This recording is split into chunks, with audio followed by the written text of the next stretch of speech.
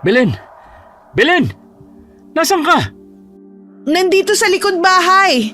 Teka, papasok na ako. Anong ginagawa mo dyan sa likod ng bahay? Akala ko natutulog ka na. Tulog na nga ako kanina kaso sumakit ang tiyan ko. Kaya nagbawas muna ako. Hindi ka na dapat lumalabas ng ganitong oras. Alam mo namang delikado. Hindi ko na kasi kaya eh. Tsaka, dyan lang naman ang palikuran natin. Wala ka bang napansin na kakaiba kanina? Sa may bandang sagingan? Wala. Iintindihin ko pa ba yun? Masakit na nga ang tiyan ko. Sa bagay nga, mabuti wala nangyaring masama sa'yo. Teka nga lang muna. Bakit ka nga pala nandito? Di ba nagpapatrolya ka kasama ng iba? Oo nga, napatakbo ko dito kasi nakita namin yung aswang lumipad papunta sa sagingan. Sinundan siya ni na paring Wally. Ha? Ibig mong sabihin may nabiktima na naman yung aswang? Oo nahuli na kami ng dating. Wala nang buhay nang madatnan namin ang asawa ni paring Greg. Kawawa naman pala si Josie. Bakit kasi siya iniwan ni Greg? Alam naman niya may gumagalang aswang eh. Yun na nga Sandali lang naman siyang nawala dahil tinignan niya yung nag-iingay nilang mga alagang baboy. Sakto naman, namalapit lang kami doon nang marinig namin ang malakas na pagaspas ng pakpak na dumaan sa taas namin. Kinutuban na agad kami. Yun nga nadatnan namin. Nahuli na kami ng dating. Hindi niyo basta mahuhuli ang aswang na yun. Masyado siyang tuso at alam niya ang bawat galaw niyo. Kahit mahirap siyang hulihin, magpapatrolya pa rin kami.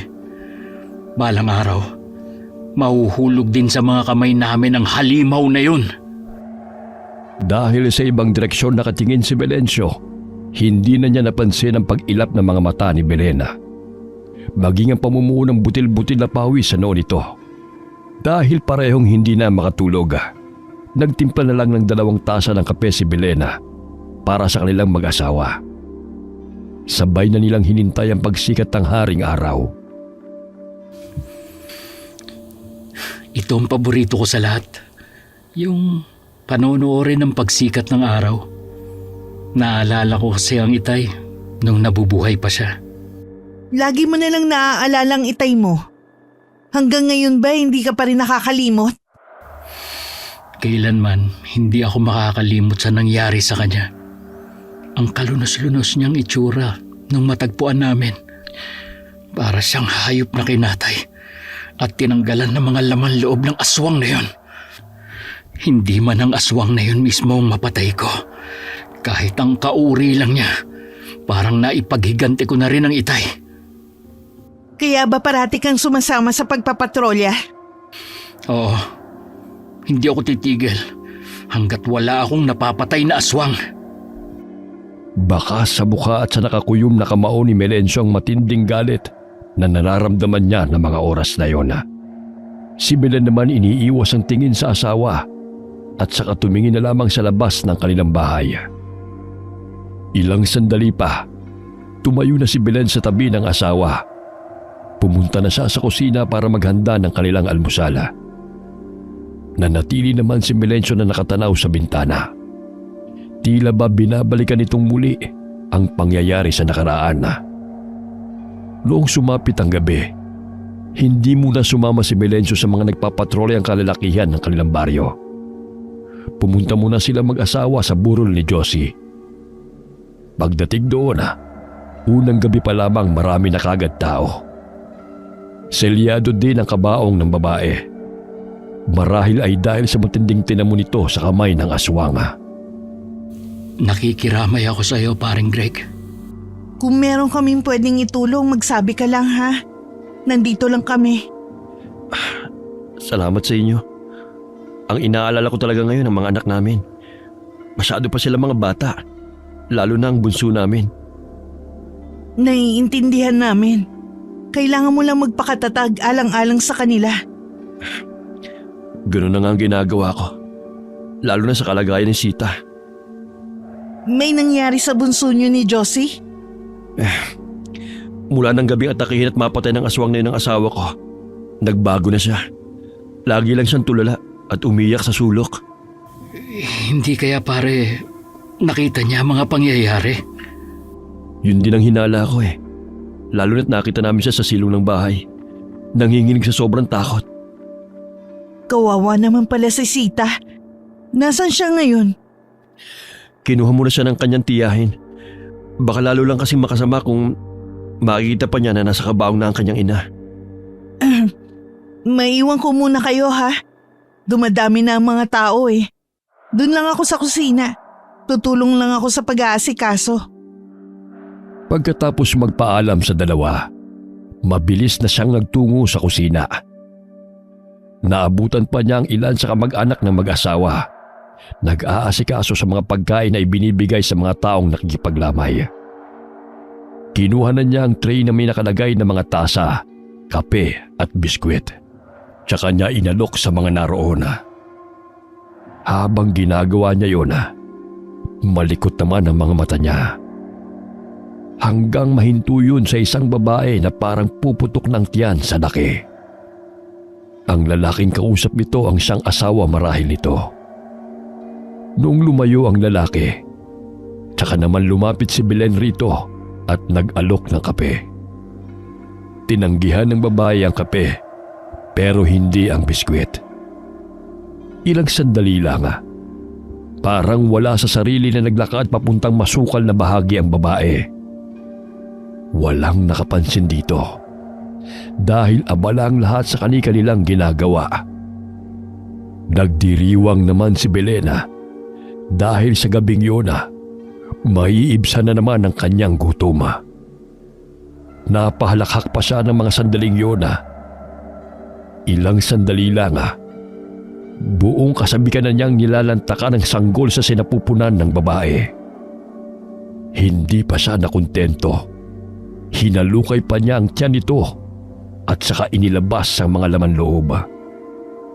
Ilang minuto din niyang pinagpiestahan ang katawan ng babaeng buntis bago nilisan ang lugar. Saan ka nang galing? Kanina pa kita hinahanap ah. Ha? Nagpahangin lang ako sandali. Mabuti pa umuwi na tayo. Nagpaalam na ako kay paring Greg. Sinabi kong babalik na lang tayo bukas. Sige. Inaantok na nga rin ako eh. Naisip nga kita eh. Alam ko naman na hindi ka sanay na magpuyat. Tara na. Teka, anong kaguluhan yun? Huwag ka namang ialam pa. Baka kung ano lang yun. Halika na umuwi. Dito ka lang. Titignan ko lang kung anong pinagkakaguluhan ng mga tao. Bakit doon sila papunta? Masukal na bahagi yun. Huwag ka nang sumunod. Umuwi na tayo. Melencio! Kahit anong pagpipigil ni Belen sa asawa, sumunod pa rin ito sa mga taong patungo sa pinakalikod ng bahay. Naiwan naman si Belen na labis na kinakabahan. Nagpalinga-linga siya sa paligid.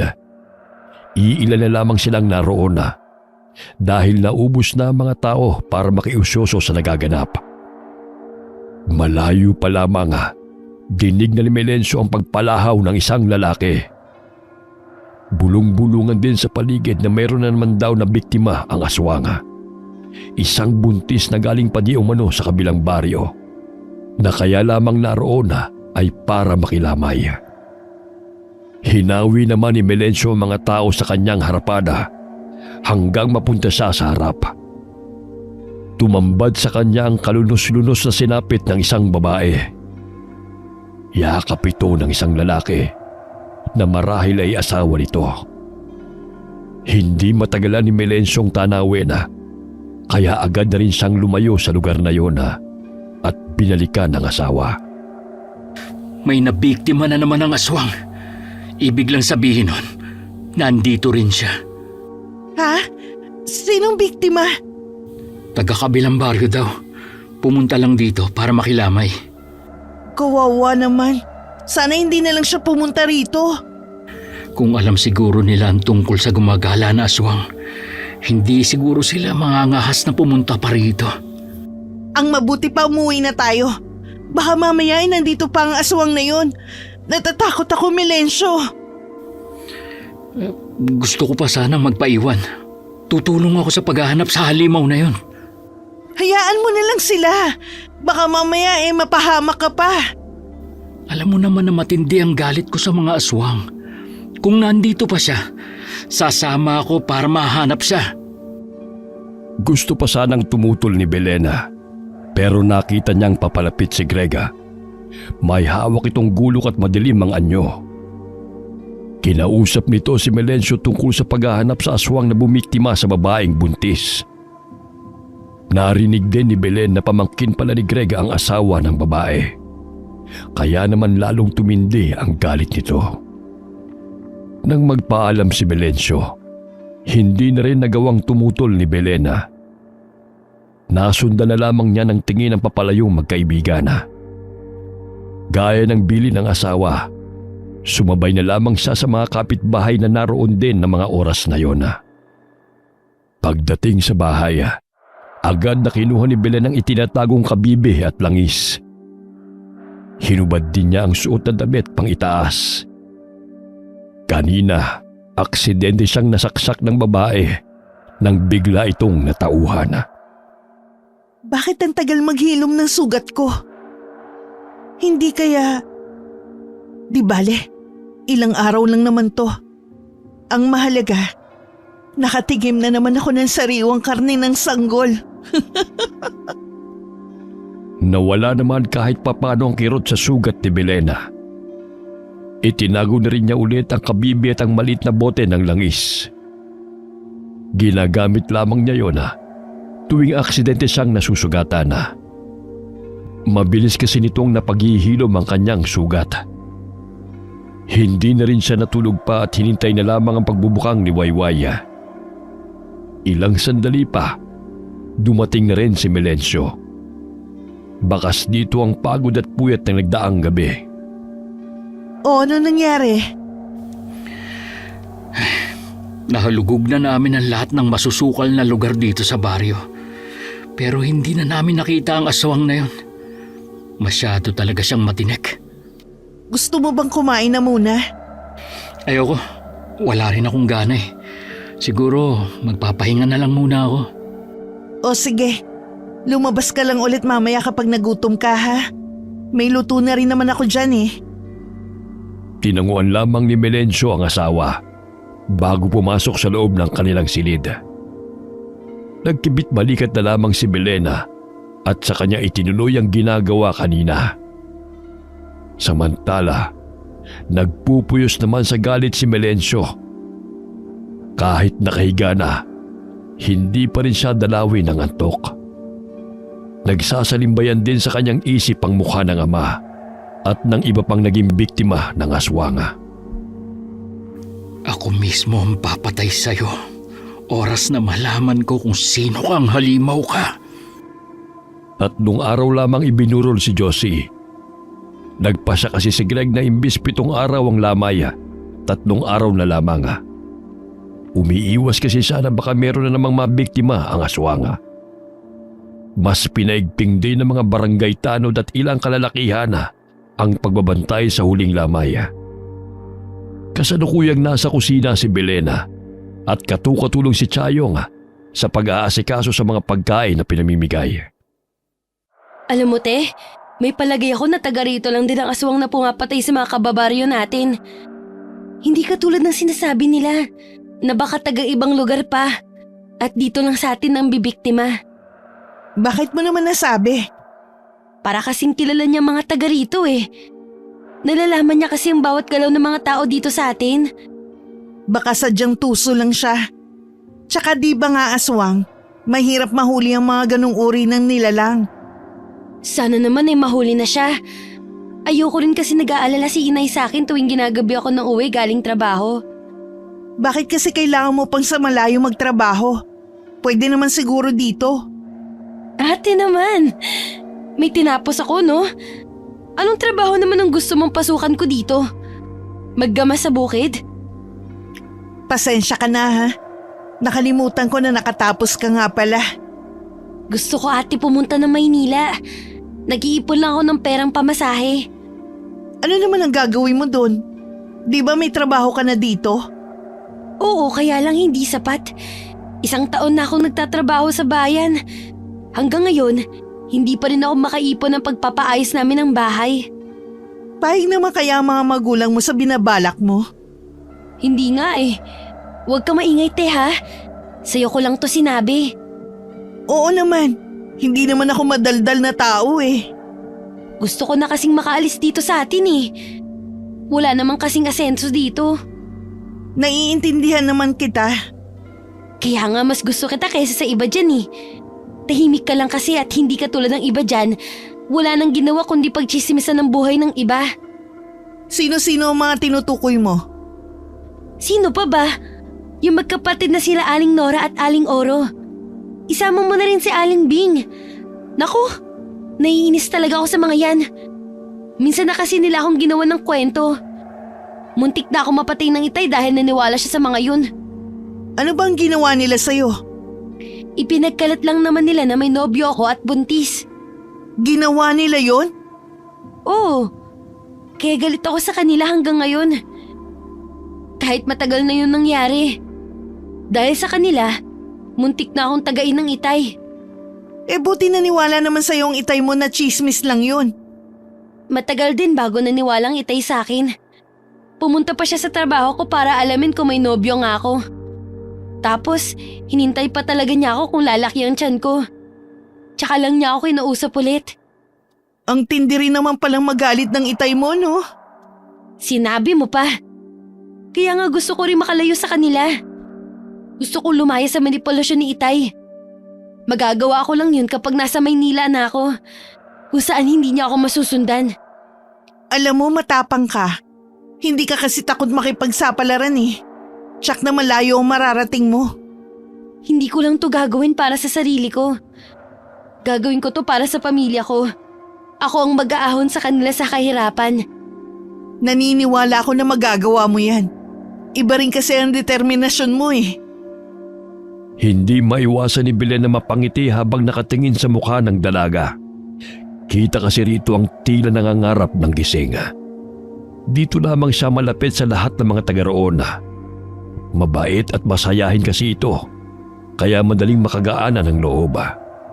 Nang araw ng libing, hindi na sumama si Belen. Nagdahilan na lamang siya sa asawa na masama ang pakiramdam. Pinagpahinga na lamang siya nito sa bahay. Hindi pa rin mawala kay Belen ang mga napag-usapan nila ni Chayong tungkol sa mga taong nanira dito noon. Biglang nanalim ang kanyang mga mata sa balak na naglalaro sa kanyang isipan. Pagsapit ng gabi, muling umalis si Melencio para sumama sa pagpapatrolya sa kanilang lugar. Saktong hating gabi, lumabas ng bahay si Belen. Tiyak ang mga hakbang na patungo sa isang bahay na malayo sa karamihan.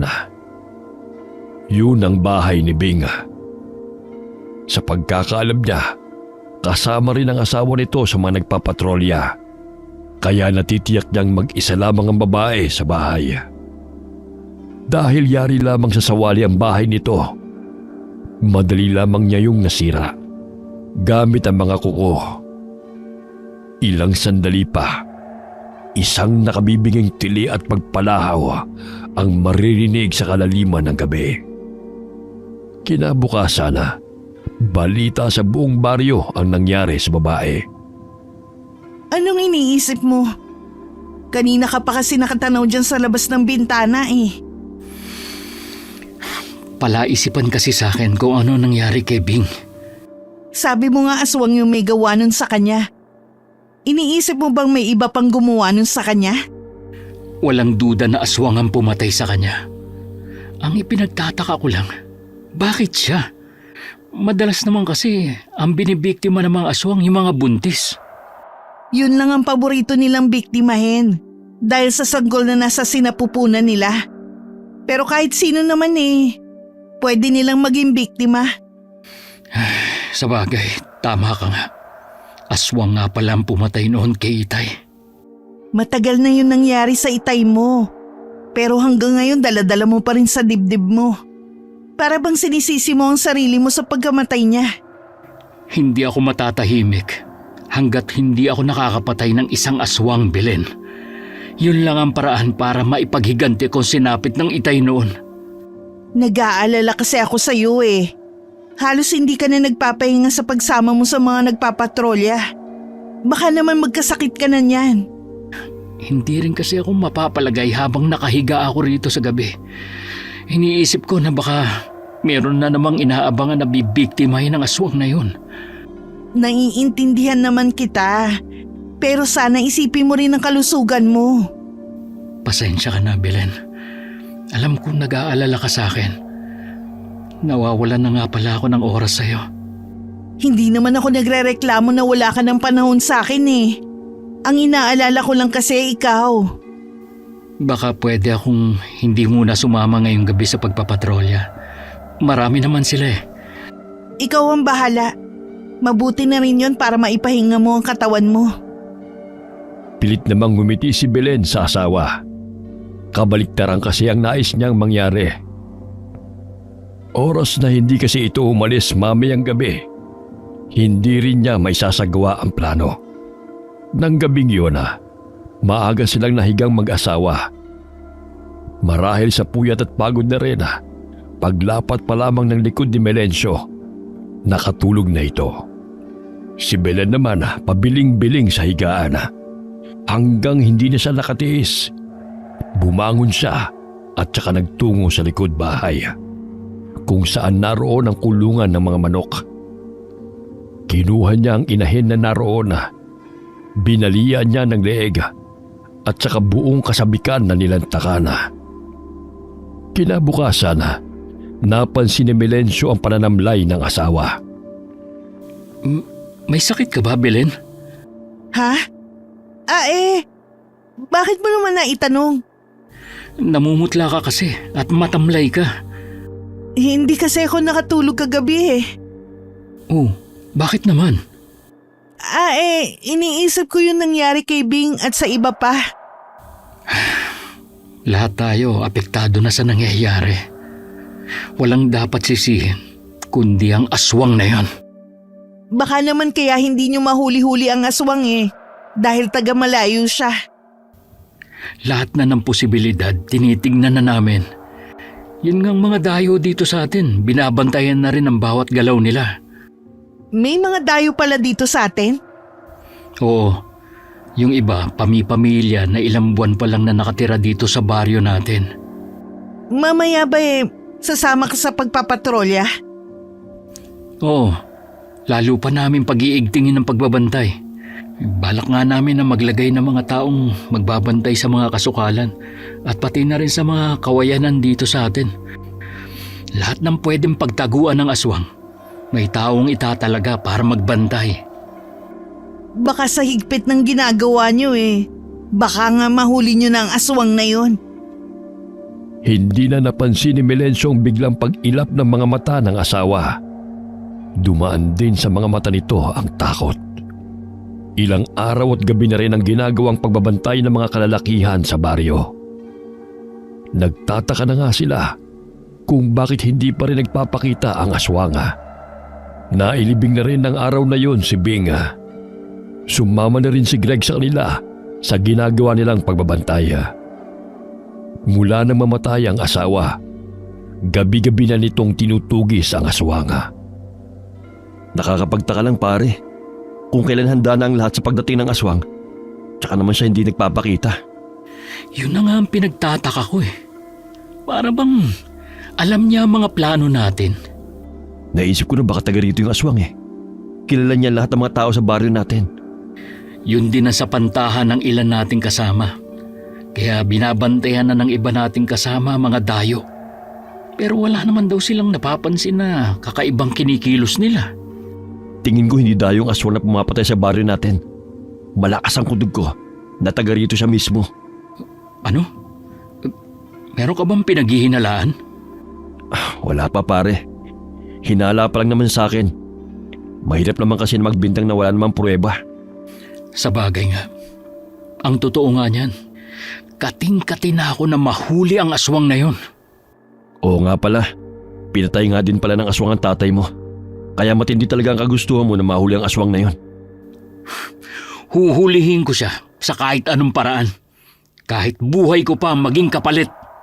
Sabay natin siyang huhulihin at papatayin. Kung alam mo lang na gabi-gabi kong napapanaginipan si Josie, humihingi siya ng hustisya sa pagkamatay niya. Mabibigyan din natin ng hustisya ang lahat ng pinatay ng aswang na yun. Konting tiis pa. Pasasaan din mahuhuli rin natin siya sa bitag. May naisip akong plano pare, kung paano natin mahuhuli ang aswang na yon, kung totoo nga ang hinala ko. Pero sa atin muna to walang dapat makalam nito. Tumango naman si Melencio sa sinasabi ng kaibigan na plano. Kahit siya, nagustuhan ang sinasabi nito. Araw ng linggo, nasa bahay lang maghapon si Belena. Bahagya pa siyang nagulat nang biglang dumating si Chayong sa bahay nila. Wala ka bang pasok ngayon? Wala po, Ate Belen. Nasanay kasi ako na kahit linggo may pasok ka sa trabaho. Ang totoo niyan, te. Umalis na ako sa trabaho ko. Ha? Bakit naman? Ay, gawa ni tatay. Pumunta siya doon at kinausap ang boss ko. Narindi na rin ang amo ko.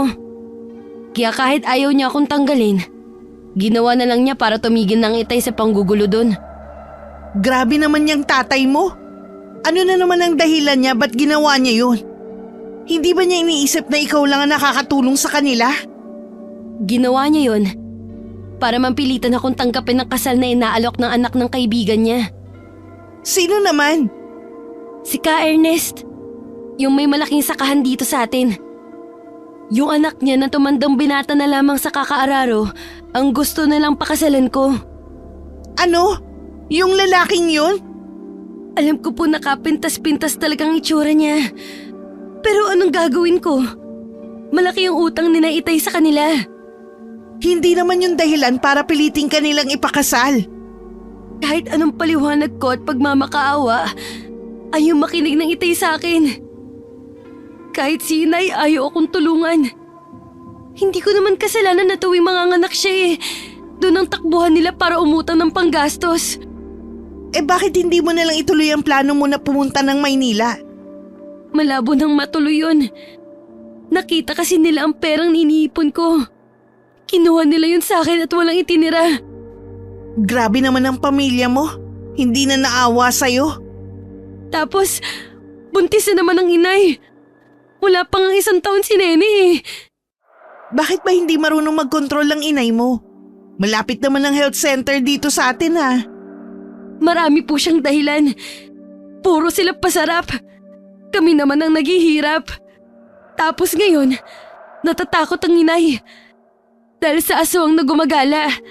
Baka daw maamoy siya nito. Matagal na rin hindi nakakapangbiktima ang aswang. Baka wala na yun sa baryo natin. Sana nga po. Nag-aalala rin ako kay inay. Kawawa po ang mga kapatid ko kapag may masamang mangyari sa kanya. Napakabuti mo talagang anak, Chayong. Napakaswerte ng mga magulang mo sa'yo. Lagi na lang kapakanan nila ang iniisip mo.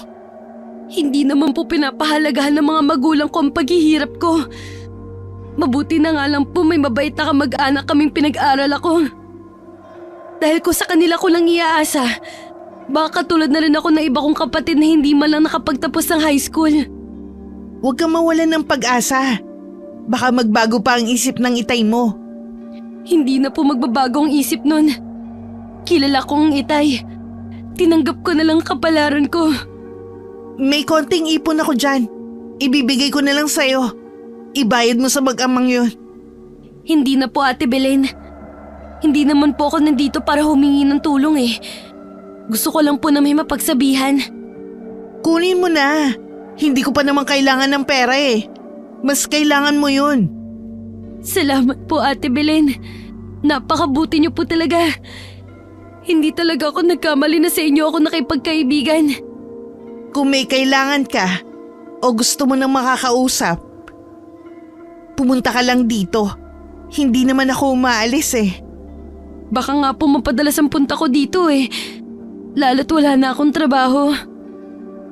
Napayakap pa ang dalaga kay Belena Hindi naman nagtagal pa sa bahay si Chayong. Baka raw hinahanap na ito ng mga magulang. Malapit lang naman ang inuuwian nito. 3 bahay lang ang pagitan sa bahay niya. Nang sumapit ang gabi, muling nagpaalam si Melencio. Hindi katulad ng mga nagdaang gabi, mas maaga itong umalis. Si Belen naman, pagkaalis ng asawa, agad na ring naghanda. Pagkatapos maipahid sa buong katawan ng langis at magpalit ng anyo, pinuntahan na niya ang pakay na bahay. Yun ang bahay ni Aling Nora. Dahil gawa sa semento ang bahay nito, nahirapan siyang pasukin. Nagpalit na lamang siya bilang malaking itim na pusa para makapasok sa bahay nito. Mag-isa lamang sa isang kwarto ang babae. Ang asawa nito ang isa sa nagpapatrolya sa lugar. Tumalon siya mismo sa dibdib nito. Bago pa makagawa ito ng ingay, nagawa na niyang dukutin ang puso nito at saka isinubos na kabukang bibig nito. Nilantakan muna niya ang mga laman loob bago huling kinain ang puso nito. Kinabukasan, binalot muli ng takot ang mga residente sa nangyari sa babae. Lintik kang halimaw ka. Sino ka ba talaga? Kaninong katauhan ka nagtatago? Melencio, bakit ka nagwawala? Ang aga-aga pa. Baka makabulahaw ka ng mga kapitbahay natin. Wala akong pakialam. May bago na naman biktima sa salot na yun. Ha? Sinong bagong biktima? Si Aling Nora. Natagpuan siya kanina ng mga anak na wakwakan dyan at wala ng buhay. Hindi ba marami naman silang kapitbahay? Wala man lang nakarinig. Baka daw sa himbing ng tulog ni Aling Nora hindi na nito nagawang makasigaw. Yung mga anak nila? Ayos naman sila. Ang kanilang ina lamang daw ang pinuntiryan nito. Kawawa naman. Mga bata pa ang anak nila ng asawa niya. Nagkamali kami ni Greg ng hinala. Anong ibig mong sabihin? Meron kasi kaming pinagsususpetsahan. Pero buong gabi na walang lumabas sa bahay nila. Sino naman ang pinaghihinalaan yung aswang? Si Chayong. Ano? Bakit naman si Chayong? Sa dami ng tao Siya pa talagang pinaghihinalaan nyo? Nagkamali nga kami ni paring Greg. Nabanggit lang kasi dati ng tatay niya na may naging karelasyon daw ito na taga-malayong isla. Baka daw aswang yung lalaki. Kaya inayawan ng tatay niya. Baka lang nahawa si Chayong kaya siya naging aswang. Ako na nagsasabi sa'yong hindi aswang si Chayong. Kaibigan ko siya at mabuti siyang babae. Aminado nga kami na nagkamali lang kami ni Greg. Masyado kayo nagpapaniwala sa tatay niyang baliw. Kita niyo nga kung anong pinagagagawa niya sa pamilya niya. Kay Chayong, may trabaho. Pinaalis niyang pilit para ipakasal lang sa lalaking hindi naman gusto ng anak niya. Ganun ba yung nasa tamang katinuan? Oo nga, ngayon ko lang napagtanto na hindi mapagkakatiwalaan ng tatay niya. Hindi talaga. Kaya sana naman huwag ka na ulit maniniwala doon. Magiging maingat na ako sa susunod. Nagngingit-ngit pa rin ang kalooban ni Belen sa nalaman sa asawa. Kaya naman kasama na rin sa kanyang listahan ng tatay ng dalaga. Nakikitlan niya ng buhay sa mga susunod na gabi. Nang araw na yon dumating si Greg at niyayang uminom si Melencio. Pinagbigyan naman siya ng huli. Dahil matagal-tagal na rin naman nung masayara ng bibig nito ng alak. Naglabas naman na mapupulutan si Belen. Pasensya ka na, Belen, kung dinayo ko pa ng inuman to si parang Melencio. Ayos lang yun.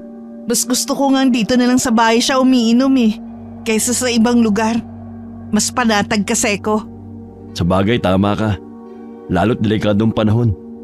Kahit sino na lang binibiktima ng aswang Wala na siyang pinipili. Oo nga sige, maiwan ko muna kayo ha. May gagawin pa kasi ko sa loob. Inabala na lamang ni Belen ang sarili sa mga gawain sa loob ng bahay. Dahil malapit lang naman kung saan nakapwesto ang dalawa, naririnig pa rin niya ang pinag-uusapan ng mga ito. Tungkol na naman sa aswang, kung paano nila ito mauhuli at mapapatay. Napangiti na lamang siya dahil walang kaalam-alam ang mga ito na nasa malapit lamang ang kanilang pinag-uusapan. Nararamdaman ko talaga pare, nakilala natin yung aswang eh. Paano kung mali ka na naman ang hinala? Alam mo ba nung gabing inatake si Josie ng aswang? Kaya hindi kagad daw bumalik nun sa bahay. Hindi nagtahulan yung mga aso namin. Ibig sabihin lang nun, kilala nila ang amoy na yun. Pero sino nga kaya siya? Nararamdaman ko na malapit na natin siyang mahuli. Kaya konting tiyaga pa pare. Ito, nagluto ako ng pulutan. Uy, Bopis, paborito ko. May karne pala tayo dyan? Oo. Binili ko kanina sa talipapa. Nakalimutan kong banggitin sa'yo kanina na nanggaling na ako doon. Ganun ba? Tikman mo pare, masarap si Belen magluto ng bopis, lalo na yung dinuguan. Salamat Belen ha. Pasensya na kung maingay na ako. Ayos lang yon. Walang problema sa akin. Minsan lang naman kayo mag-iinuman eh. Mukhang mawiwili ako sa pagpunta rito ah. Laging bukas ang bahay namin para sa'yo. Oo nga naman. Huwag ka mahihiya na magsabi kung ano ang kailangan mo. Sige, maiwan ko na ulit kayo dyan. Nang makatalikod si Belen, tsaka naman nilantakan ng dalawa ang pulutan. Halata sa mukha ni Greg na nasarapan ito sa bopis. Nagpatuloy pa sila sa kanilang pag-iinom. Wala pa ring tigil ang kwentuhan nila tungkol sa aswanga. Naririndi na tuloy si Belen sa usapan nila. Nang malapit ng gumabi, nagpaalam muna si Melencio na ihahatid ang kaibigan. Hindi ba kayo magpapatrolya ngayong gabi? Baka hindi muna. Baka hindi rin namin magampanan ang trabaho namin eh. Maging pabigat pa kami sa mga kasama namin. Mag-iingat ka sa paghahatid mo kay Greg ha. Umuwi ka agad. Tumangulang si Melencio. Inakay na nito si Greg paalis. Nakasunod naman ang tingin si Belen sa kanila. Malapit lang naman ang bahay ni Greg, kaya inaasahan niyang makakauwi kaagad si Melencio. Nang makabalik si Melencio, dumiretso na ito sa kwarto nila. Sumapit muli ang hating gabi. Muling nagpalit ng anyo si Belen bilang aswanga. Isang bahay ang kanyang pinuntahan.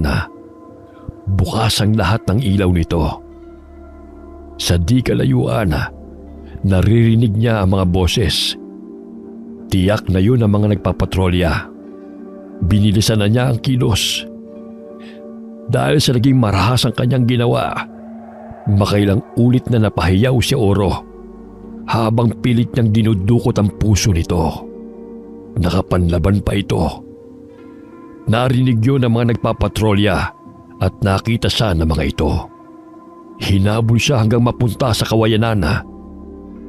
Mula sa dilima, kitang-kita niya ang mga ito na iniilawan ng buong paligid. Halos pigilan niya ang paghinga ng mga sandaling yon. Agad niyang nakilala ang isa sa kanila, si Greg. Nagtataka naman siya dahil alam niyang hinatid ito ng asawa. Kitang-kita rin niya ang pagkalasing nito. Nagpalit siya ng anyo bilang itim na ibon at lumipad. Ayun ang aswang! Habulin natin bago siya makatakas! Sunod-sunod na putok ang umalingaw-ngaw sa buong paligid. Hinabol pa siya ng mga ito. Pero bago siya tuluyang mahuli, nakapagpalit na muli siya ng anyo bilang pusang itim. Nakauwi naman siya ng bahay ng matiwasay. Pero noon lamang niya napagtanto na may sugat siya sa bandang dibdib. Agad niyang kinuha ang langis at kabibe. Nang mga sandaling yun, tulog pa rin ang asawa. Kapag daka, nahiga na rin siya sa tabi nito. Mga malalakas na katok ang nagpagising kay Melencio. Nagpupungas-pungas pa siyang bumangon. Nasulyapan pa niya ang asawa na mahimbing pang natutulog sa tabi niya. Tumayo na siya at saka tinungo ang pinto. Bumungad sa kanya si Greg at ilang kalalakihan. Anong ginagawa niyo rito? Bakit mo sila kasama, paring Greg? Patay na si Oro. Pinatay siya ng aswang. Ano? Paano siya ang biktima? Nasa malapit lang kami nang marinig namin ang sigaw ni Oro. Parang kinakatay ang sigaw niya. Kaya napasugod kami sa bahay niya. Nakita pa nga namin ang pagtakas ng aswang eh. Nahuli niyo ba ang aswang? Hindi nga eh. Pero may tama siya ng bala. Nabaril ko siya kanina. Nakilala niyo ba kung sino siya? Hindi rin eh. Nag-anyong itim na ibon siya. At pagkatapos itim na pusa naman. Banda rito namin siya nakita tumakbo. Teka lang, kukunin ko lang ang gulo ko. Sasama ako sa inyo. Kung dito siya sa parte na tutumakbo, baka hindi pa yun nakakalayo. Iisa-isahin din natin ang bawat bahay. Yun nga ang plano namin. Kaya ka namin kinatok. Bawat bahay na naroon ay pinasok nila. At lahat ng sulok na pwedeng pagtaguan ng hinihinala nilang aswang, ginalugad nila. Pero hindi nila ito natagpuan. Magbubukang liwayway na noon nang bumalik silang lahat sa bahay ni Melencio. Isang bahay na lang ang hindi namin napapasok. Ha? Teka, huwag niyo sabihin na pati bahay ko ay... Para maging patas lang pare. Naniniwala naman ako na hindi aswang si Belen eh. Sige, pumasok kayo. Nauna nang pumasok si Greg, kasunod ng ibang kalalakihan. Hanggang loob ng kwarto pinasok nila. Naabutan pa nilang natutulog si Belena at nagulat ito nang bigla silang pumasok. Agad namang nagpaliwanag ang asawa sa nangyayari. Nasisiraan na ba kayo ng bait? Bakit dito niyo hinahanap ang aswang na yun? Pasensya ka na Belen. Banda rito kasi sa inyo tumakbo yung aswang eh. Lahat ng bahay dito pinasok na namin. Para lang maging patas sa iba. Baka isipin nila na namimili kami. Wala naman siguro kayo nakita, no? Pwede na kayong umalis. Pasensya na ulit Belen. Hindi na lang bumalik sa pagkakahiga si Belena kahit gusto pa niyang magpahinga. Masama kasi ang pakiramdam niya. Para kasi siyang sinisilaban sa loob ng katawan. Tinignan niya ang sugat sa may malapit sa dibdib. Imbis na gumaling yun sa langis na ipinahid niya, lalo pa yung nanariwa. Samantala, magkausap naman sina Melencio at Greg. Nararamdaman ko, malapit na natin mahuli ang aswang pare. Paano ka nakasisiguro? Dahil sa balang ginamit ko, meron yung orasyong galing sa isang magaling na albularyo. Ibinabad ang balang yon sa sagradong tubig mula sa isang bukal. Anong mangyayari sa aswang kapag ganun? Hindi maghihilom ang sugat niya, kahit ano pa ang gawin niya. Kung sino sa mga taga-baryo ang may sugat na galing sa tama ng bala, siya ang aswang. Paano natin malalaman kung sino may tama ng bala sa mga taga rito? Kung kinakailangan pwersahin natin sila magubad isa-isa, gagawin natin. Hindi tama ang gusto mong mangyari. Labag yan sa karapatang pantao. Sa dami ng pinatay ng halimaw na yon, ano ba bang karapatang pantao sinasabi mo? Gusto ba nila maubos tayong lahat dito? O makikipagtulungan sila? Hindi ako sangayon sa sinasabi mo. Kausapin muna natin sila ng mahinahon. Bahala ka, pero hindi na magbabagong isip ko. Kung ipipilit mo yan, sinisiguro ko sa'yo, hindi tayo sasang-ayunan. Hindi ko kailangan ng permiso mo. Palibasa kasi, hindi mo alam kung gaano kasakit mawala ng asawa at anak dahil sa halimaw na yon. Nauunawaan kita, pero hindi tama ang gagawin mo. Meron pa naman sigurong ibang paraan. Pwede naman natin tanungin ng mga taga rito. Sa tingin mo aamin ng aswang na yon na siyang may tama ng bala? Hindi ko alam, pero... Tama na pare. Huwag mo lang ipagpilitan ang gusto mo. Lahat ng kanilang pinag-uusapan ay narinig ni Belena. Hindi tuloy niya maiwasan na kabahana. Noon lang niya nalaman na may pagkatuso din pala si Greg. Naningkit bigla ang mga mata niya nang maisip ang balak nitong gawin. Nang mga sumunod na araw, laging wala si Melencio. Naiiwan lang laging mag-isa si Belen sa bahay nila. Habang dumadaan ang mga araw, lalong nagdadagdagan ang matinding kaba sa dibdib niya. Napalis lamang ang nararamdaman niyang pag-aalala nang dumating kinahapunan si Chayong. Oh, bakit ngayon ka lang dumalaw? Hindi kasi ako basta makaalis sa bahay namin, Ate Belen. Bakit naman? Hinihigpitan ka ba ng itay mo? Hindi lang yun, te. Doon na sa amin nakatira yung magiging asawa ko.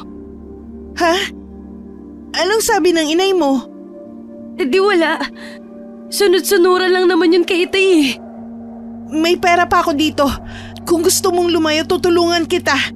Magsabi ka lang sa akin kung kailan. Hindi na po ako makakaurong. Malaki na po ang utang namin sa kanila.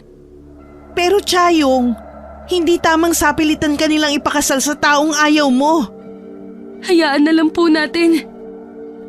Ito na po siguro ang kapalaran ko. Pwede mo pang baguhin ang kapalaran mo. Hindi ko rin po kasi maaatim na masaya ako sa pupuntahan ko. Samantalang naghihirap ang pamilya ko dito.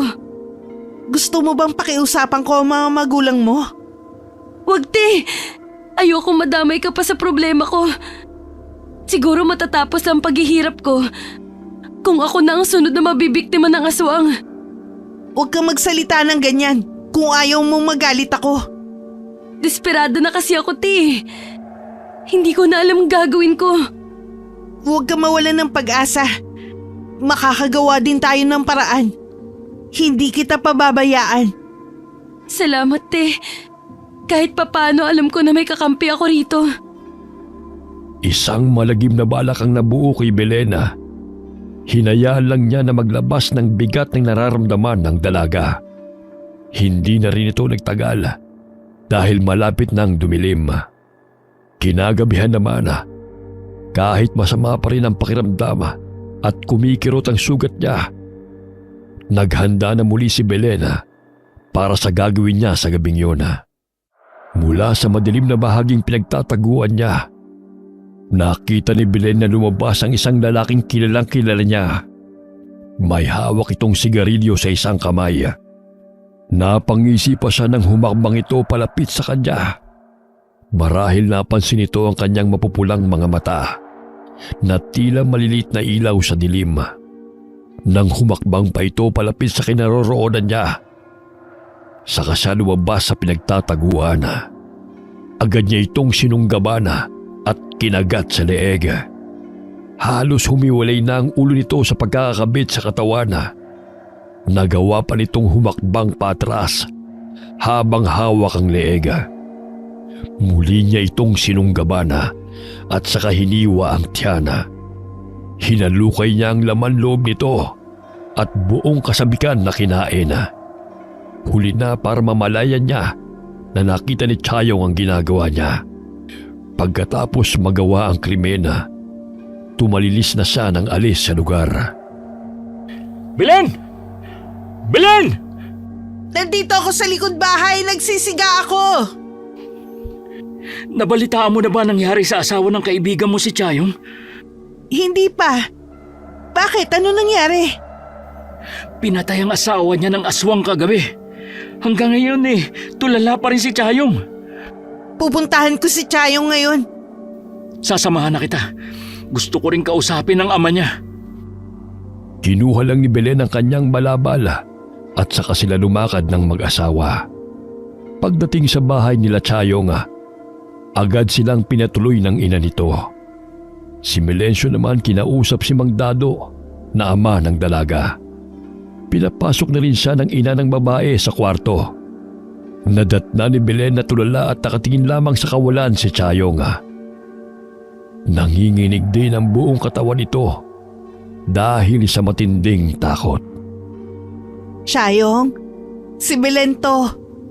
Ikaw! Lumayo ka sa akin! Halimo ka!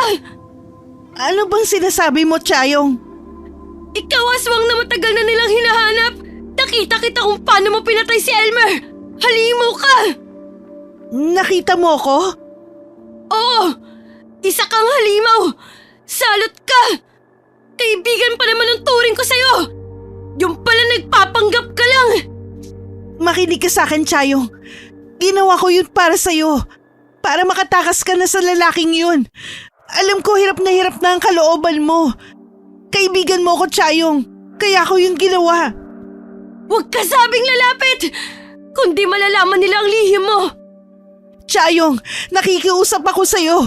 Huwag mo sasabihin ng mga nakita mo. Hindi! Kailangan malaman nila kung sino ang aswang na hinahanap nila! Huwag, Chayong.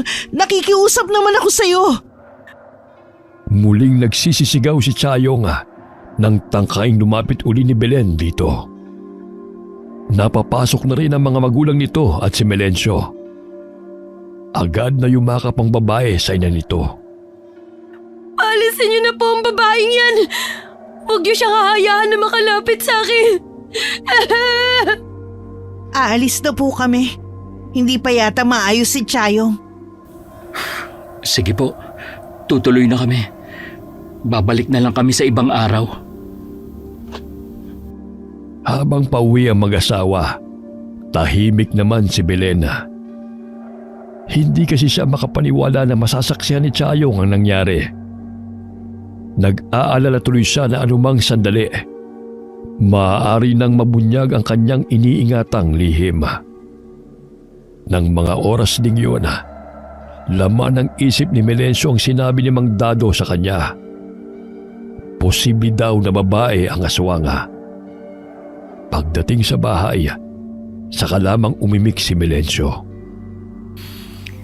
Bakit ganun na lang ang takot sa'yo ni Chayong? Hindi ko rin alam eh. Meron ka bang itinatago sa akin, Belen? Ano naman itatago ko sa'yo? Buong pagsasama natin eh. Naging tapat ako sa'yo. Alam ko naman yon. Nagtataka lang kasi ako sa ikinilos ni Chayong kanina. Alam ko kasi malapit kayo sa isa't isa. Baka labis lang siya naapektuhan sa nangyari sa asawa niya. Kaya ganun ang reaksyon niya. Sinabi ng ama niya na nasaksihan daw nito ang pagkamatay ng asawa niya. At posible daw na babae ang aswang. Ha? Sinabi ba niya kung sino? Hindi daw malinaw ang mukha ng aswang. Pero para daw babae ayon kay Chayong. Baka mapabilis na ang paghahanap ninyo sa aswang. Dahil alam niyong babae to. Mas nag-alala pa nga ako ngayon eh. Bakit naman? Dahil sa plano ni paring Greg. Tutol kasi ako sa gusto niyang gawin. Ano bang binabalak niya? Sa pilitan niyang huhubaran ng mga kababaihan, bata man o matanda, para malaman kung sino may sugat na mula sa tama ng bala. Hindi tama yun. Pwede naman niyang tanungin isa-isa. Kaya nga eh, pero buo na ang desisyon niya. Sang-ayon din sa kanya ang iba sa mga kasamahan namin. Gumawa ka ng paraan. Huwag kang pumayag, Melencio. Paano ako? Hahayaan mo bang makita ng ibang lalaki ang katawan ko? Siyempre, hindi ako papayag. Kalimutan na niya ang pagkakaibigan namin kapag pinilit ka niya. Niyakap pa ng mahigpit ni Belen ang asawa habang paulit-ulit na nagpapasalamat. 2 gabi nang hindi sumasama si Melencio sa pagpapatrolya. Hindi tuloy makapuslit si Belen. Nangangamba kasi siya na baka ang asawa pa ang makahuli sa kanya. May problema ba? Inumpisahan na kasi ni Greg at ng iba pa ang ginagawa nila. Ano? Hindi naman yata tama yun. Pambababoy na sa mga kababaihan ang ginagawa nila. Makailang ulit ko siyang kinausap, pero parang na siyang baliw. Paano kung umabot na sila dito? Huwag kang matakot. Akong bahala sa'yo. Wala siyang gagawin sa'yo. Hindi ko yun papayagan. Kahit nangako pa si Melencio na walang mangyayari kay Belena, hindi pa rin maiwasan ng babae na mag-alala. Natatakot din siya na anumang sandali ay mabunyag ang kanyang lihim dahil kay Chayong. Mag-isa lamang siya ng mga oras na yun sa bahay. Akala niya si Melencio na ang dumating. Pero ganun na lamang ang gulat niya nang makitang si Chayong ang nasa loob ng kanilang sala. Chayong, Ate, mali ata na pumunta ako dito. Aalis na ako. teka lang Chayong. Huwag ka munang umalis. Hindi niyo ba ako sasaktan? Hindi Chayong. Hindi ko yung magagawa sa'yo. Parang kapatid na ang turing ko sa'yo. Kaya nasasaktan din ako kapag nahihirapan ka. Ate Belen, Matawarin mo ako kung nagawa ko man yun kay Elmer. Alam ko kasi na hindi ka masaya sa piling niya. hayop ang lalaking yun, ate. Hayop siya. Bagay lang ang nangyari sa kanya. Bakit? Anong ginawa niya? Hindi pa man kami kasal. Sinasaktan na niya ako. Ang walang yang yun. Tama lang pala sa kanya ang mamatay. Pasensya ka na, ate. Kung nasigawan kita nung pumunta ka sa bahay. Natakot lang talaga ako sa'yo. Akala ko isusunod mo na ako napatayin. Kahit kailan hindi ko yung magagawa sa'yo. Alam ko na po ngayon. Salamat, Chayong. Hindi ka nagalit sa akin. Alam mo bang natatakot din ako na baka isumbong mo ko? Nasabi ko po kay Itay na babae ang aswang. Nabigla lang ako noon sa sobrang takot. Huwag kang mag-alala. Kahit nasabi mong babae ang aswang, hindi pa rin nila alam na ako ang hinahanap nila. Kaya lang, Ate Belen, masyado nang naaabuso ang mga babae dito sa baryo natin. Alam ko. Kinausap ko nga si Melencio sa bagay na yan. Hindi na raw niya mapakiusapan si Greg. Pero ate, yung iba, katulad ng mga kaedaran ko, napagsasamantalahan na sila eh. Ano? Totoo ba yan? Oo, te. Katulad ng kapitbahay namin. Kagabi mas bata yun sa akin. Dinig na dinig ko ang palahon ng iyak niya pati ng nanay niya. Parang may hindi magandang ginagawa sa kanila. Mga hayop sila. Masahol pa sila sa halimaw.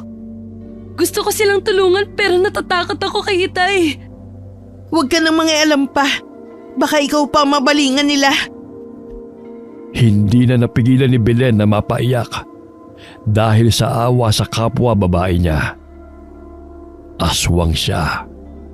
Pero kapag nasa ganong anyo siya, hindi niya maiwasan na makaramdam ng usig ng budhi at awa sa kapwa. Pagdating ni Melencio, agad niya itong kinausap tungkol sa mga nangyayari. Umiwas naman ito ng tingin sa kanya. Para na rin itong kinumpirma na totoo ang sinasabi ni Chayong. Wala ka bang gagawin para mapigilan ng mga kasamahan mo? Mas masahol pa sila sa aswang na hinahanap nyo. Tumigil ka! Wala nang sasahol pa sa pagkahalimaw ng aswang. Kaya huwag mong ikukumpara mga kasamahan ko sa aswang na tinutugis namin. Wala ka rin pinagkaiba sa kanila kung hindi mo sila pipigilan.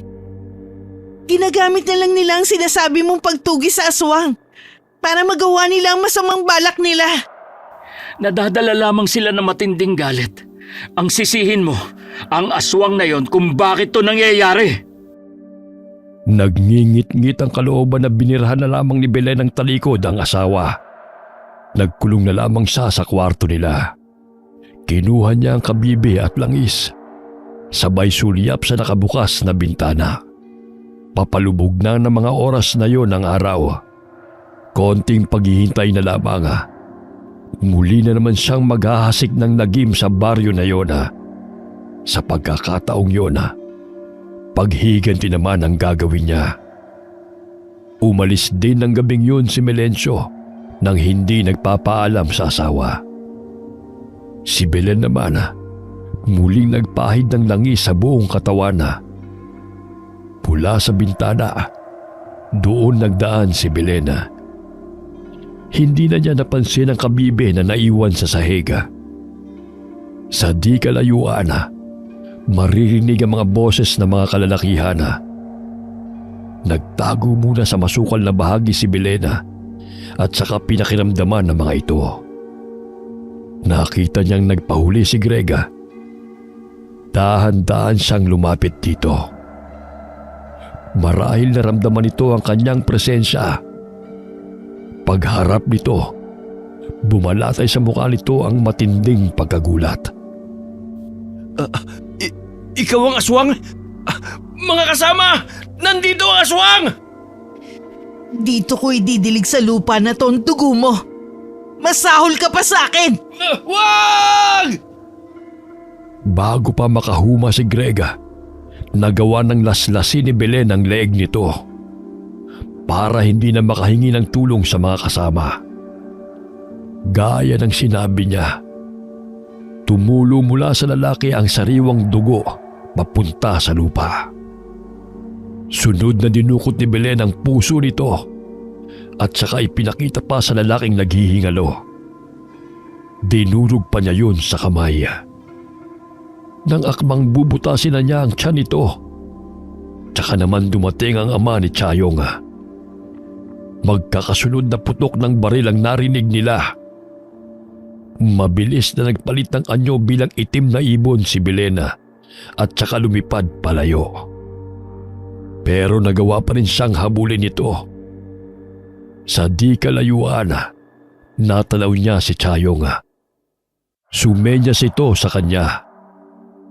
Nagbalik siya sa dati niyang anyo bilang tao. Anong ginagawa mo rito, Chayong? Galing ako sa bahay niyo. Nakita kitang lumabas sa bintana niyo. Kaya sinundan kita dito. Hinahanap nila ako. Umalis ka na dito. Baka pati ikaw madamay. Bakit mo pinati si Mang Greg? Dahil siya ang pasimuno ng lahat. Hindi ko hahayaan na magpatuloy ang ginagawa niya. Kaya umalis ka na. Sumama ka na sa akin. Hindi kita pwedeng iwan dito. Delikado kung makikita nila tayong magkasama. Sige na. Ililigaw ko na sila para... Hindi na natapos ni Belen ang iba pa niyang sasabihin nang marinig nila ang mga yabag na paparating. Nagbago muli ng anyo si Belen bilang mabagsik na aswang. Lumabas siya sa kanyang pinagtataguan at sinugod si Mang Dado. May hawak na gulok ang lalaki.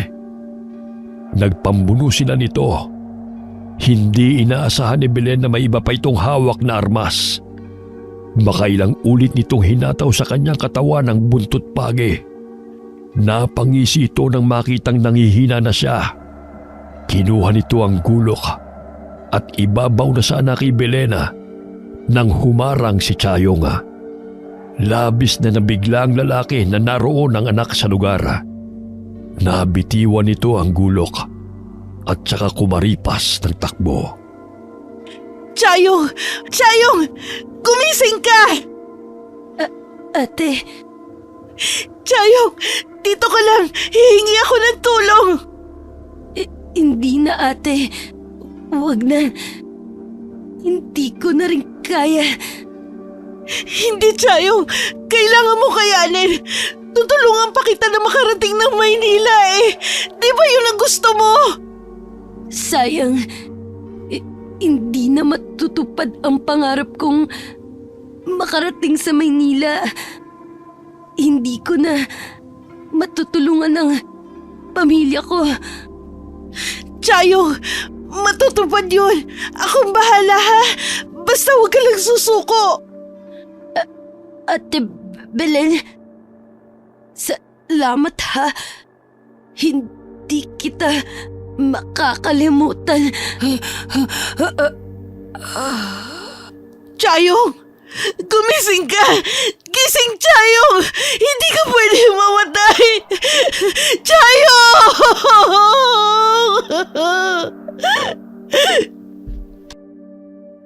Niyakap na lamang ni Belen ang wala ng buhay na katawan ng itinuturing na kapatid habang tumatangis. Ilang sandali rin niyang yakap-yakap ang katawan nito bago nakarinig ng mga tinig at yabaga na paparating sa kinaroroonan nila. Napipilitang iniwan niya si Chayong doon at nagkubli. Mula sa pinagtataguan, nakita niya ang pagdating ng ama ni Chayong at ng iba pa. Naroon din ang asawa niya na palinga-linga sa paligid. Narinig pa niyang sinabi ng ama ni Chayong na aswang ang pumatay sa anak nito. Pagdating sa bahay, walang tigil ang pag-iyak ni Belena. Sinisisi niya ang sarili sa nangyari kay Chayong. Naabutan pa siya sa ganoong ayos ng asawa. Siguro, nakarating na sa iyo ang masamang balita. Oo. Bakit kailangan pang madamay ni Chayong? Wala talagang pinipili ang aswang. Kahit si paring Greg, wala na din. Naniniwala ka na aswang ang pumatay kay Chayong? Nakita mismo ng ama niya ang buong pangyayari. Wala ka na talagang pinagkaiba sa kanila. Ano ba ang gusto mong ipahiwatig, ha? Na hindi aswang ang pumatay kay Chayong? Mukha ba na biktima ng aswang ang katawan ni Chayong? Dahil dumating agad kami sa lugar, kaya hindi natuloy ang balak ng aswang na yun kay Chayong. Huwag na muna natin pagtalunan ng bagay na yan. Gusto ko munang puntahan si Chayong. Pasensya ka na. Alam kong malapit kayo sa isa't isa ni Chayong. Para ko na siyang kapatid. Kaya sobrang sakit ang nangyari sa kanya.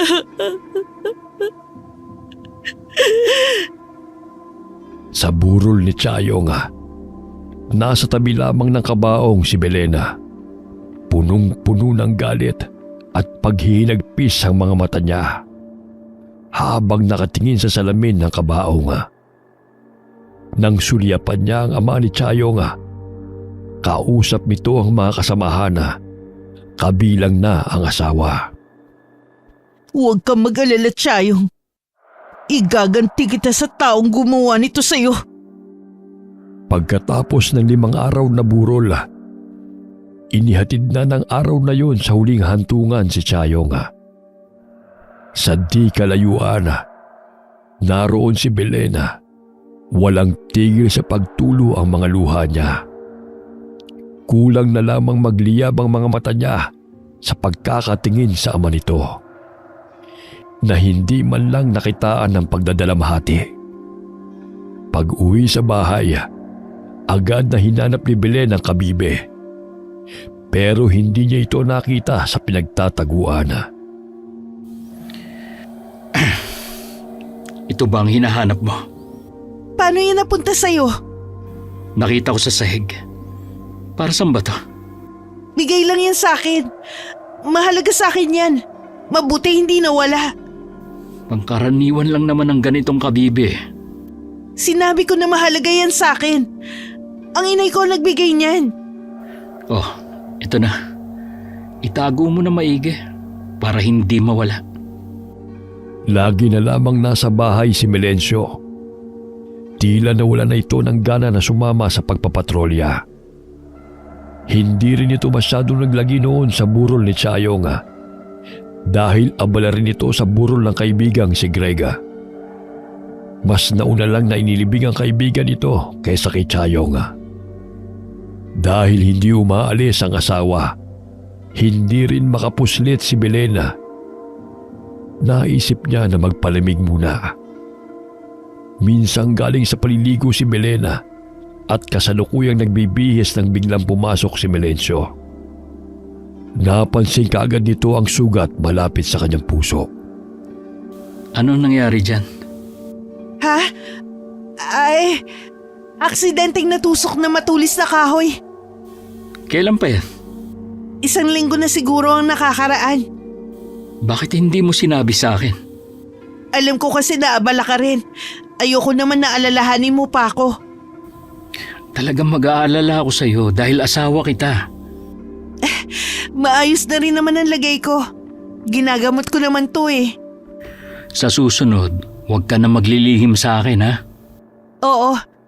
Tara na sa kusina. Nakaluto na rin naman ako eh. Dahil ilang araw nang hindi nalalamnan ang tiyan ng karni ng tao, pakiramdam ni Belen ay nangihina siya.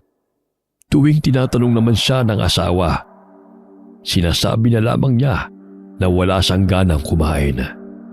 May mga gabi rin na hindi siya makatulog. Minsan bumangon siya.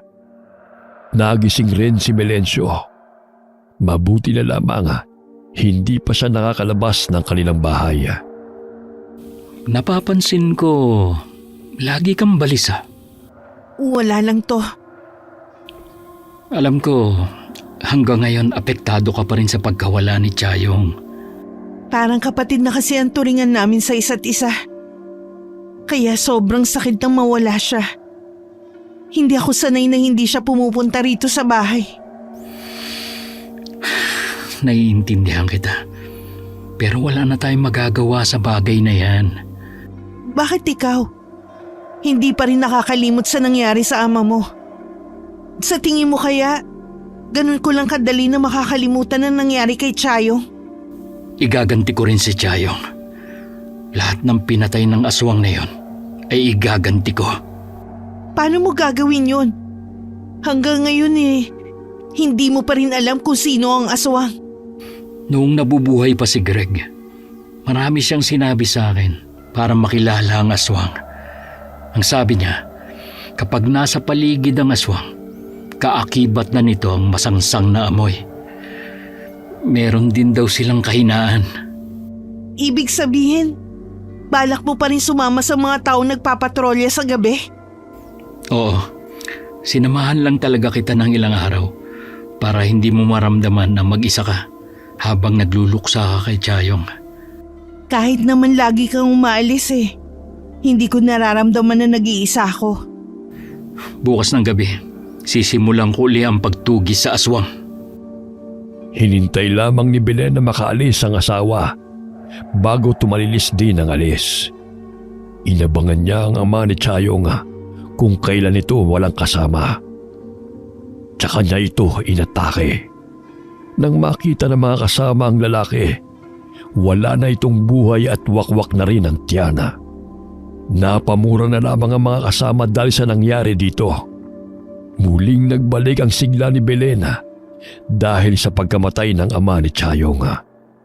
Dinalaw pa niya ang puntod ng huli para ipaalam na naipaghiganti niya na ito. Nang mga sumunod na gabi, isang kasamahan na naman ni Melencio ang pinaslang ng aswang. Iba na ang nararamdaman niya ng mga sandaling yun. Tila gumaganti ang aswang sa kanila. May palagay ako na gumaganti ang aswang. Hindi lang kasi simpleng pagpaslang ang ginagawa niya. Gusto niya kaming ubusin. Baka hindi niya nagugustuhan ang ginagawa niyong pang-aabuso sa mga babae. Matagal ko na yung pinatigil mula nung mamatay si paring Greg. Kahit wala na siya, naroon pa rin ang ginawa niya at ng iba pa. Bakit pakiramdam ko natutuwa ka pa sa nangyayari? Hindi ako natutuwa, pero tama lang sa kanila ang maubos. Kaya kung ako sa'yo, iwasan mo na ang mga naging kasama ni Greg. Baka pati ikaw madamay. Hindi ko yun gagawin. Lalo't malapit ko nang malaman kung sino man ang aswang na yon. Paano kung kilala mo pala ang aswang na pumapatay? Anong gagawin mo? Pagbabayaran ko siya sa mga ginawa niya. Hindi na talaga magbabago ang isip mo. Sabi ni Chayong, babae ang aswang. Pinaghinalaan pa nga namin siya eh. Pero sino kaya sa mga babaeng nakatira dito sa baryo ang aswang? Sa tingin ko, makikilala mo rin siya pagdating ng tamang panahon. Huwag kang mainip. Sabihin mo nga, Belen, may nalalaman ka ba na hindi mo sinasabi sa akin? Mula nang mamatay si Chayong, naging kakaiba na ang kinikilos mo eh. Wala ko nililihim sa'yo, Melencio. Ang sakin lang, hayaan mong kusang mag-cross ang landas nyo ng hinahanap mong aswang. Kailan pa yon? Kapag naubos na kami? May pakiramdam ako na malapit na kayong magkaharap. Huwag kang mainip. Dahil sa nararamdaman na pagbalingan na lamang ni Melencio ang pag-inom mag-isa. Tahimik lamang si Belen habang nakatingin sa kanya. Nang maubos ang 2-4, saka lamang siya tumigil. Pumasok na rin siya sa loob ng bahay. Akala ko aabutin ka na ng umaga sa pag-inom ng alak. Gusto ko lang makalimot sa nangyayari. Pakiramdam ko kasi wala akong kwentang tao. Hindi totoo yan. Huwag mong dibdibin ang mga nangyayari. Bakit hindi? Imbis na kami tumugi sa aswang na yun, baliktad na yun. Kami na ang tinutugis. Hindi ka naman kasama sa gustong gantihan ng aswang. Hindi ka naman kasama sa mga nang-abuso. Kahit na, kasama ko pa rin sila. Wala akong ginawa para pigilan sila sa balak nila noon. Ang mabuti pa, magpahinga ka na lang. Halika na, aalalayan kita. Walang imik na sumunod naman si Melencio. Habang nakahiga, pinunasan pa siya ni Belen ng maligamgam na tubig para mawala ang kalasingan. Ilang sandali pa, pumikit na rin ang mga mata nito. Inakala ni Belen na nakatulog na ang asawa. Malapit mo na rin makaharap ang hinahanap mong aswang. Sana lang magawa mo kong mapatawad kapag dumating na ang sandaling yun. Tumayo na si Belen bitbit ang palanggana ng tubig. Pagkalabas niya ng kwarto, saka naman nagmulat ng mga mata si Melencio. Punong-puno naman ang pagtataka kung bakit sinabi yun ng asawa. Hindi rin mawala-wala ang kabang nararamdaman ng mga sandaling yun.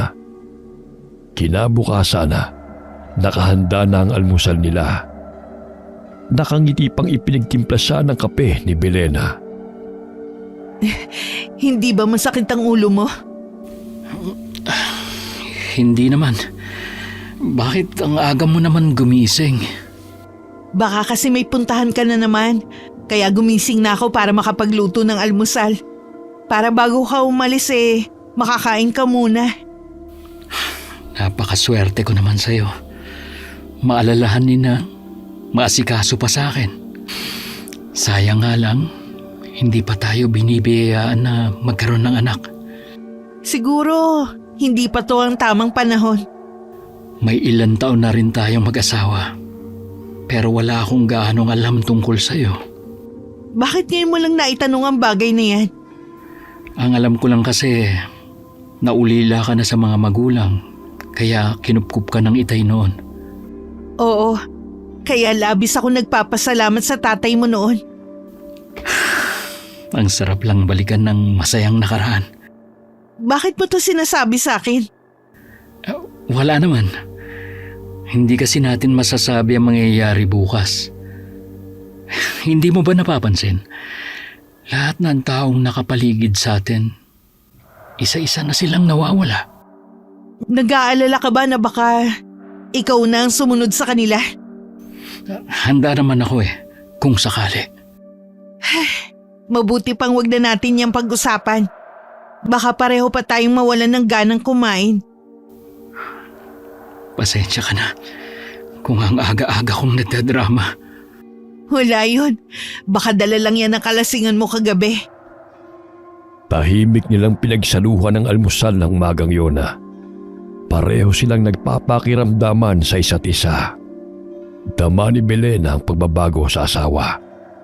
Biglang umahon ng takot sa kanya na baka meron ng nalalaman ng asawa tungkol sa kanyang lihim. Pagkatapos ng almusala, nagpaalam na si Melencio na aalis muna. May kailangan lamang daw itong puntahan. Lingid kay Belena, pumunta si Melencio sa isang albularyo sa kabilang baryo. Dala niya ang kabibing iniingatan ng asawa. Nakumpirma niya na tama ang kanyang hinala. Sabi ng albularyo, isang aswang lamang ang pwede magtanga noon. Kinagamit din umano nila yon kapag malubha silang nasusugatan. Tila wala sa sarili na umuwi si Melencio sa bahay nila. Ipinatong din niya ang kabibe sa ibabaw ng lamesa. Pagpasok ni Belena, napasinghap ito nang makita yon sa ibabaw ng lamesa. Dahan-dahan din ang ginawang pagsulyap sa asawa. Matiim ang titig ni Melencio sa kanya. Hindi rin niya mabasa ang nakabadya sa mukha nito. Alam mo na siguro ang lihim ko. Sabihin mo, ikaw rin ba ang pumatay kay Itay? Hindi ko sinasadya ang nangyari sa itay mo. Maniwala ka, hindi ko kagustuhan yon. Pinatay mo ang tatay ko! Tapos sasabihin mo na hindi mo gusto! Nung mga panahon na yun, hindi ko pa kayang kontrolin ang sarili ko. Kung alam mo lang na sa loob ng ilang taon, parati akong inuusig ng konsensya ko sa nangyari sa itay mo. Dapat lang! Pakonsensya ka! Pagkatapos kang kupkupin, yung pa ang ginanti mo sa amin! Hindi ko naman talaga sinasadya ang nangyari noon. Ang pagpatay mo sa mga taga rito, hindi mo rin ba sinasadya, ha? Inaamin ko na ginusto ko rin. Hindi ko na rin kasi kayang kontrolin ang halimaw na namamahay sa loob ng katawan ko. Mamamatay ako kung hindi ako kakain ng laman ng tao. Isa kang halimaw. Ngayong alam ko nang iniingatan mong lihim, papatayin mo rin ba ako? Hindi, Melencio. Hindi ko yung magagawa sa'yo. Sinungaling! Nagawa mo nga patayin si Chayong na sinasabi mong parang kapatid na ang turing mo. Hindi ako pumatay sa kanya. Ang tatay niya. Kaya ko nga pinatay din si Mang Dado para maiganti siya. Ayoko na marinig ang iba mong pang sasabihin. Mabuti pa umalis ka na. Magpakalayo-layo ka na. Huwag ka na magpapakita sa akin kahit kailan. Gagawin ko yun. Pagkatapos ko mapatay ang mga kasamahan mo.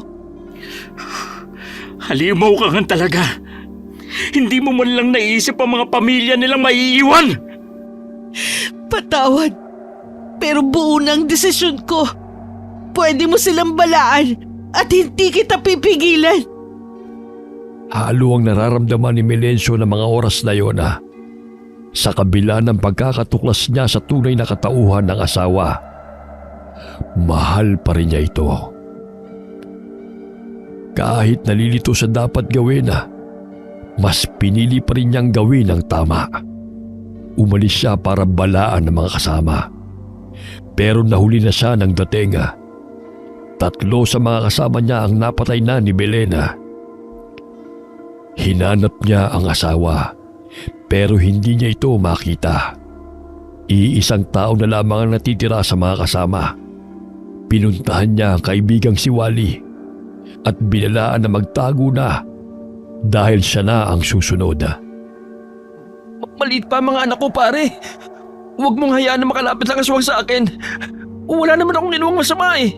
Sinunod ko lang ang utos ni paring Greg noon. Alam ko naman yun. Kaya magtago ka na kasama ang pamilya mo.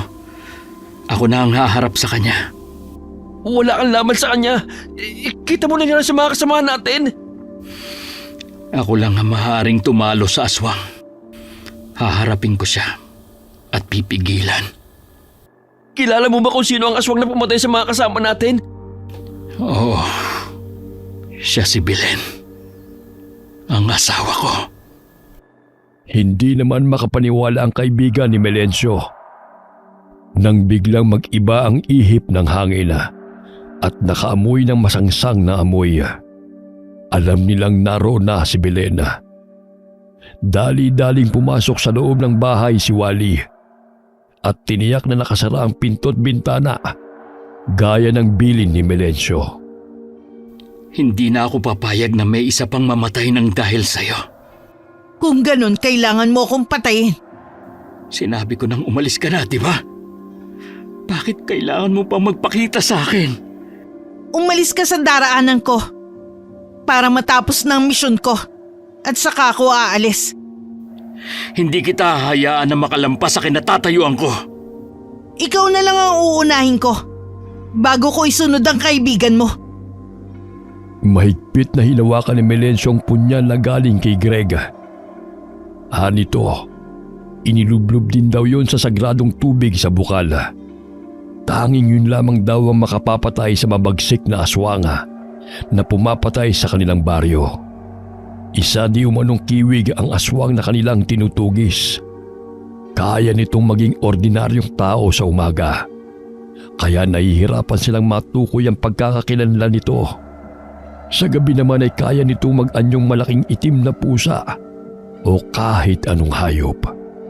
Umangil ng malakas si Belena bago nito sinugod ang asawa.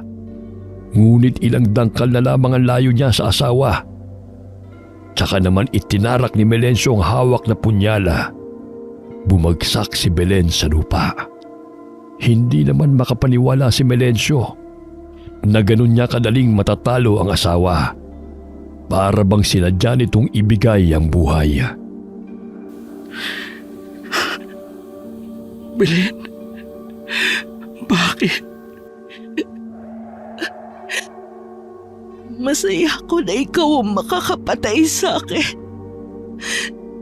Sa wakas, naipaghiganti mo na rin ang pagkamatay ng ama mo. Patawarin mo ko kung inabot pa ng ilang taon bago mo nalaman. Hindi pa kasi ko handang iwanan ka. Patawarin mo ko. Hindi ko sinasadya. Wala kang kasalanan. Masaya akong lilisan. Melencio, tandaan mo, mahal kita.